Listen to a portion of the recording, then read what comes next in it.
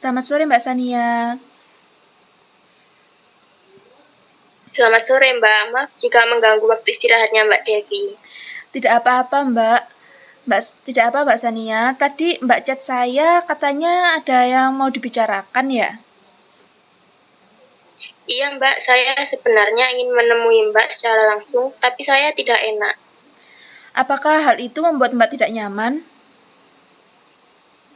Sedikit Mbak, jadi saya mau secara video call gini saja Mbak. Baiklah, saya juga tidak masalah Mbak. Baiklah, mungkin di sini Mbak bisa saya bisa menemani Mbak untuk berbincang sedikit. Apakah itu cukup Mbak? Iya Mbak, itu sudah cukup. Mungkin Mbak Sania bisa memulai berbagi pada saya sebenarnya hal apa yang sepertinya mengganggu Mbak Sania sekarang ini.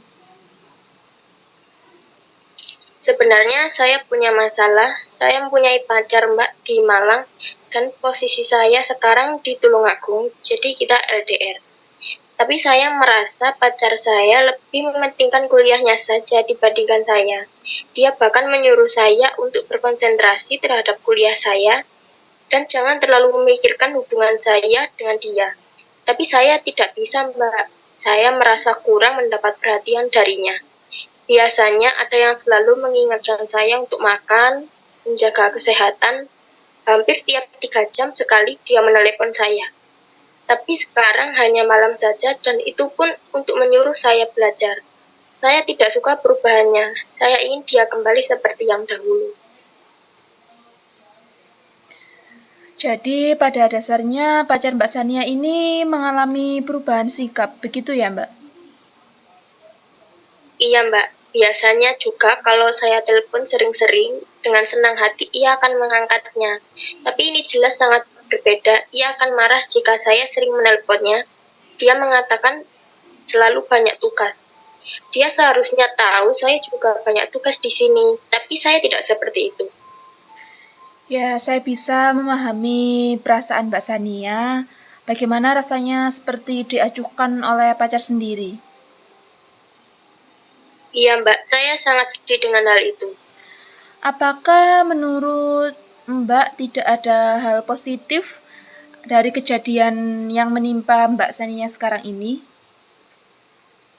Saya hanya berpikir kejadian ini sangat membuat saya sedih dan sulit bagi saya untuk memikirkan lainnya, Mbak. Saya tahu Mbak, semua orang yang mengalami kejadian demikian seperti yang Mbak Sania alami ini pasti akan sedih. Tapi dari sini kita harus berbenah sedikit. Semua kejadian pasti ada sisi positifnya dan negatifnya, Mbak. Saya tahu, Mbak, tapi apa yang bisa saya lakukan selain bersedih karena sikap pacar saya itu? Bahkan saya rasanya tidak ingin berbuat apapun kecuali mengurung diri di kamar dan menangis terus-menerus. Mbak Sania sadar dengan apa yang dilakukan adalah mengurung diri di kamar dan menangis. Saya sadar Mbak apa yang saya lakukan, tapi apalagi yang bisa dilakukan, saya hanya bisa menangis dan mengurung diri di kamar. Apakah menurut Mbak itu adalah respon yang tepat ketika Mbak Sania menghadapi situasi yang seperti itu?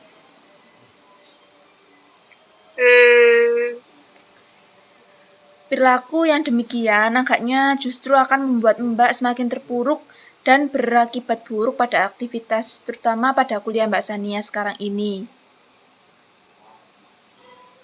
Tapi kan Mbak, saya belum bisa menerima perlakuan pacar saya. Ya, saya bisa mengerti karena perubahan pacar Mbak Sania terlalu drastis, maka dari itu Mbak seperti ini.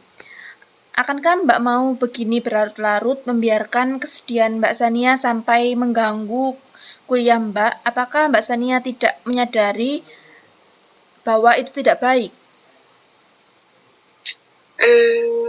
Iya juga sih Mbak. Lalu, apakah jika kita mulai berpikir lebih luas ya Mbak dan memperluas jangkauan cara pandang kita, apakah Mbak keberatan? Hmm, Bagaimana Mbak Sania? baiklah. Pernahkah terfikir oleh Mbak Sania bahwa sikap pacar Mbak itu bentuk rasa sayang pada Mbak? Tidak, Mbak. Malah saya pikir dia itu egois. Mengingat Mbak sudah masuk semester 6, pastinya ini akan menjadikan Mbak lebih sibuk dan cara mengurangi intensitas komunikasi kalian berdua Mbak Sania. Mungkin pacar Mbak ingin Mbak lebih berkonsentrasi pada belajar dan kuliah Mbak. Ditambah lagi sekarang itu semester 6 kan banyak kegiatan ya Mbak. Ada salah satunya kegiatan KKN dan biasanya pasti harus belajar lebih keras agar memperoleh hasil yang maksimal. Tapi tidak dengan cara seperti itu, Mbak. Apakah dengan cara lain Mbak Sania bisa mengerti? Pernahkah pacar Mbak menyuruh Mbak untuk belajar tapi Mbak tidak mendengarkannya? Pernah, Mbak, bahkan saya sering menelponnya pada malam hari. Dia mengatakan pada saya sedang belajar dan dia juga menyuruh saya untuk belajar. Tapi saya menolaknya karena saya kangen dengan dia.